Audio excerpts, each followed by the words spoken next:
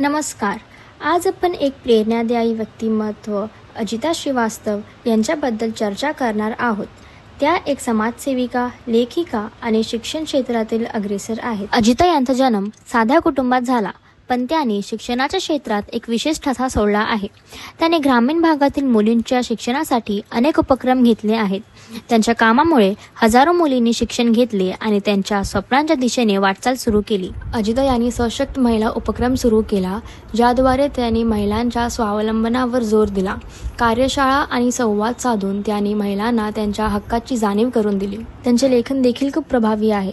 आशा आणि संघर्ष या त्यांच्या पुस्तकाने अनेकांना प्रेरित केला आहे. त्यांच्या लेखांमध्ये त्यांनी समाजातील बदल आवश्यकतेवर जोर दिला आहे. अजिता यांना त्यांच्या कार्यासाठी अनेक पुरस्कार मिळाले आहेत, जसे की राष्ट्रीय महिला सशक्तीकरण पुरस्कार, समाजसेविका पुरस्कार आणि पद्मश्री पुरस्कार.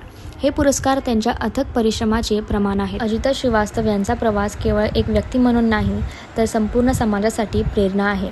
त्यांनी सिद्ध केले आहे की योग्य मार्गदर्शन आणि कर्तव्याने आपण कोणतीही गोष्ट साधू शकतो.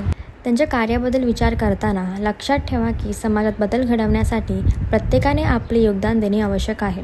अजिता यांचा अनुभव आपल्याला शिकवतो की एकत्र येऊन आपण मोठा बदल करू शकतो. आजच्या चर्चेत अजिता श्रीवास्तव यांचे कार्य आणि त्यांच्या प्रेरणादायी प्रवासाबद्दल अधिक माहिती मिळाली.